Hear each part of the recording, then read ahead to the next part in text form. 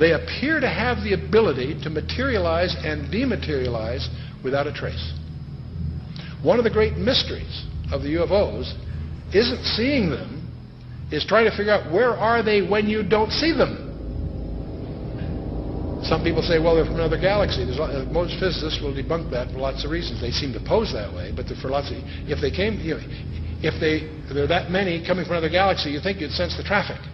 We'll come to that with some more reasonable explanations, and you're going to discover the two top researchers in the last century, really, is Jacques Vallée, France, and J. Allen Hynek, the American. Now, J. Allen Hynek was head of astronomy at Cornell, and he set out to debunk this nonsense about UFOs, and he became one of the most ardent, competent, balanced researchers in the trade. J. Allen Hynek, he died a few years ago. Both of these respected researchers came to the conclusion that they're not intergalactic. For lots of physics, there are a lot of physics rebuttals to that conjecture. They both argued that these things are demonic. Their term. They've written many, many books. You can check them out. These are not religious people. They're not people with any kind of personal agenda.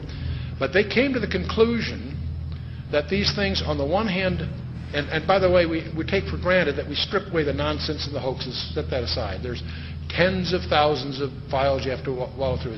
When you cut through all that, there's still a core group, a substantial core group of real events that need explanation. And so on the one hand, they exhibit physical properties on the one hand. On the other hand, they also violate all physical laws. And so the conclusion that both J. Allen Hynek and Jacques Vallée and others have come to is that they're hyperdimensional, that somehow they come from another dimension periodically.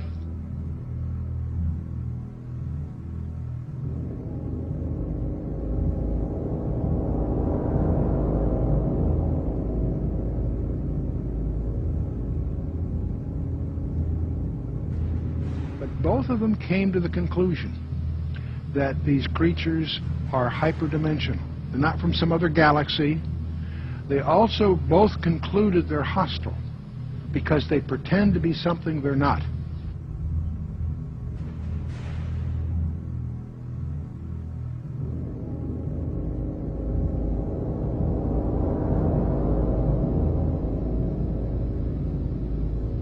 Just getting the image. Franklin, we see a long line, a couple of star-like things, and a lot of things swimming in the foreground. Can you describe what you're seeing?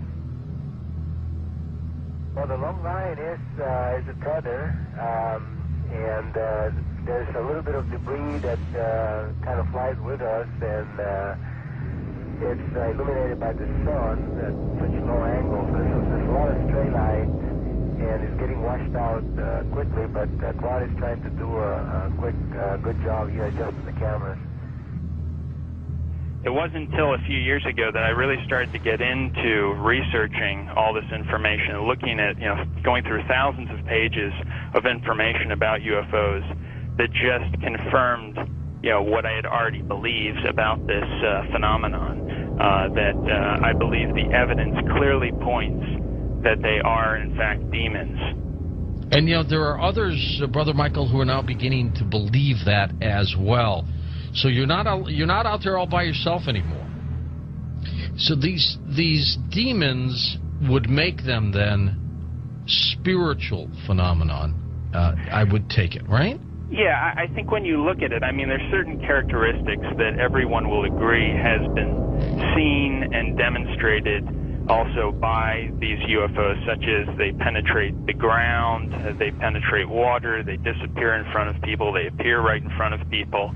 One person will see a UFO and the person next to them will not see the UFO. They change colors, sometimes only one accelerating. They change shape, they change size. Many people have made the comment that they seem like they're alive almost.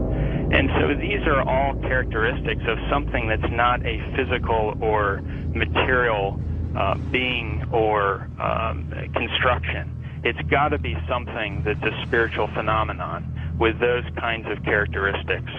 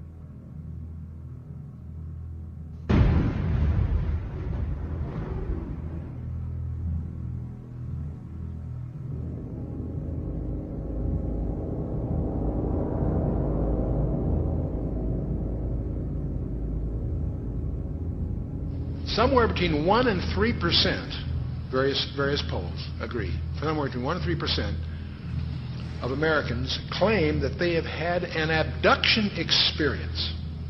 That's over 5 million people, or in that neighborhood.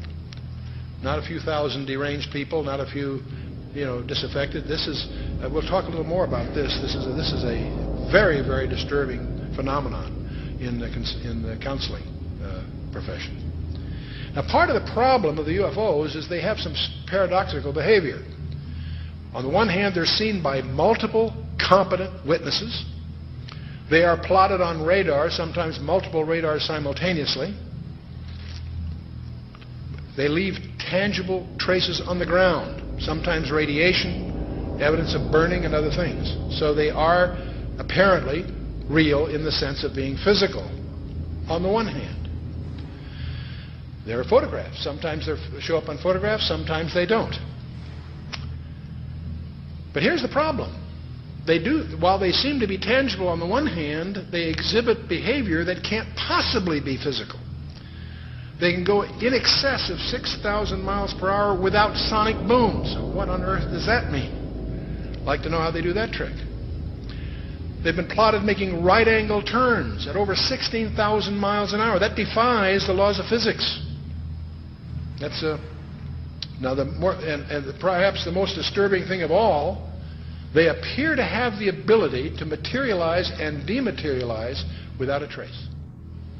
In his book, Secrets of the UFOs, ufologist Don Elkins made the following observation. I have found that some people can achieve the contact phenomenon simply by being hypnotized, and the same general message permeates over 90% of the millions of words received by thousands of people around the world. No one knows what hypnosis is. No one knows what goes on in the mind. It's an altered state of consciousness like yogis and witch doctors have been practicing. It loosens the normal connection between your spirit and your brain, and of course if the hypnotist can control you, make all kinds of suggestions, make you think things are happening that are not happening, make you think you have powers that you don't, experiences that you haven't, even implant memories. Other beings, if there are other minds out there, they could also do the same thing.